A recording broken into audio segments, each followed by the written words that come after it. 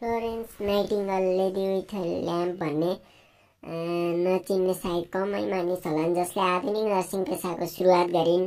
नाइटिङ्गेलको योगदानको कदर गर्दै हरेक वर्ष मे 12 अर्थात् उनको जन्मदिनको अवसर पारेर अन्तर्राष्ट्रिय नर्सिङ दिवस मनाउने भनी विश्व स्वास्थ्य सङ्गठनले 1974 घोषणा गर्यो। त्यसपछि विश्वभर नर्सिङ दिवस मनाउन सुरु गरियो र मे 6 देखि 12 सम्म नर्स दिवसको रूपमा मनाइन्छ। उनकै प्रचापलाई पछ्याउँदै अघि बढेको नर्सिङ सेवा आज विश्व स्वास्थ्य क्षेत्रको अभिन्न र अति महत्त्वपूर्ण हिस्साको रूपमा साबित भइसकेको छ।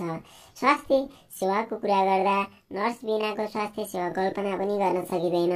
नेपालको स्वास्थ्य क्षेत्रमा पनि नर्सको निकै महत्त्वपूर्ण भूमिका छ।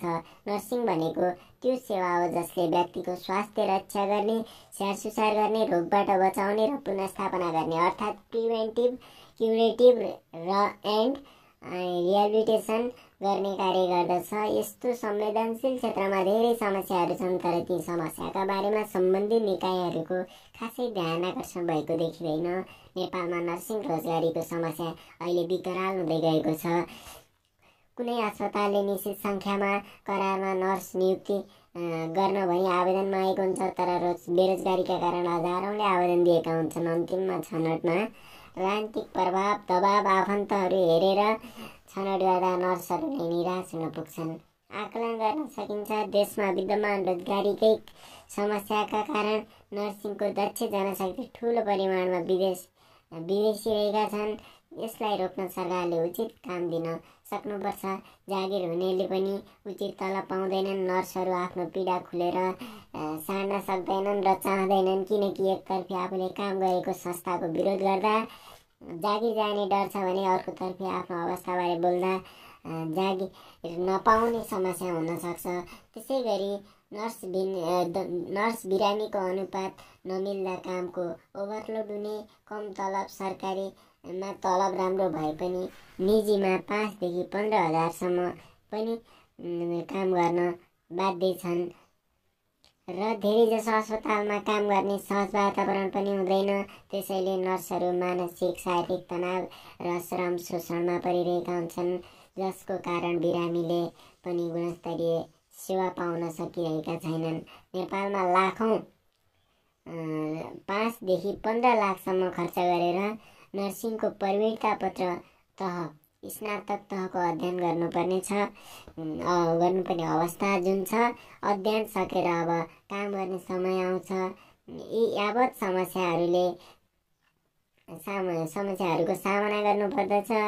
अब अवस्था यस्तोसम्म भइसक्यो कि लिखित परीक्षा अन्तर्वार्ता लिएर नर्स राख्नुपर्ने ठाउँमा हुलमुलमा ठेक्कापट्टामा नर्स राख्ने जस्ता कार्यहरू भइरहेका छन्।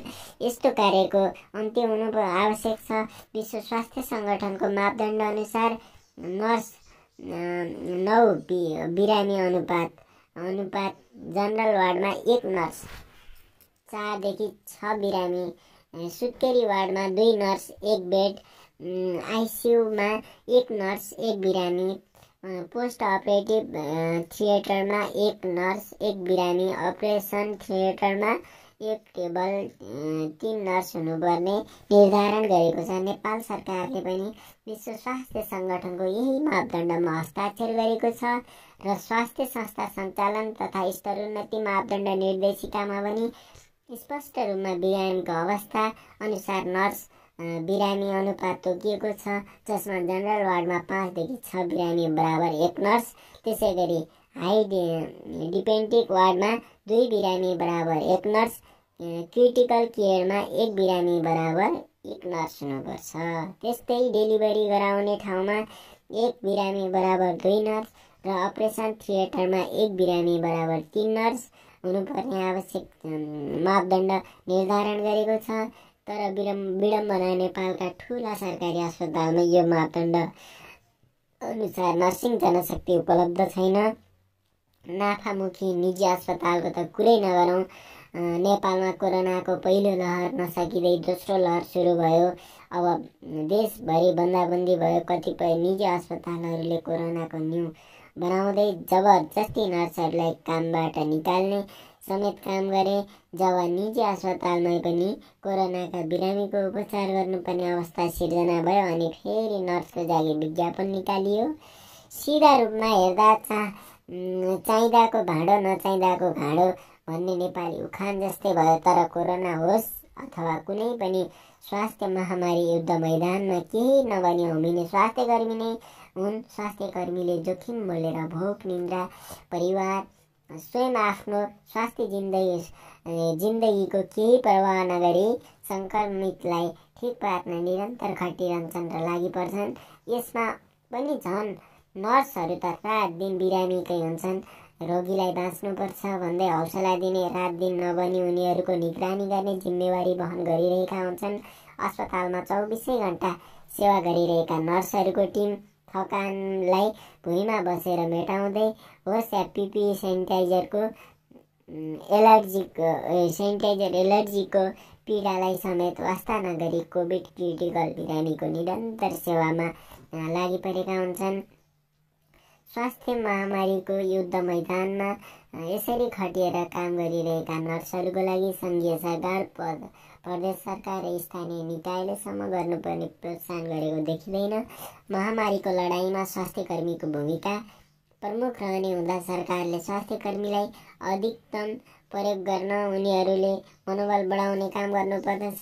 सरकारले घोषणा गरेको जोखिम भत्ता तलब सबै नर्सहरूले अहिलेसम्म पनि पाउन सकेको अवस्था छैन। सरकारले गर्ने गरेको यस्तै हरकतका कारण स्वास्थ्य जस्तो संवेदनशील पेसामा सरोकारवाला क्षेत्रबाट भएका र गरिएका यस्ता असंवेदनशील क्रियाकलापले कहिलेसम्म उच्च मनोबलका साथ सेवा प्रदान गर्न सकिएला।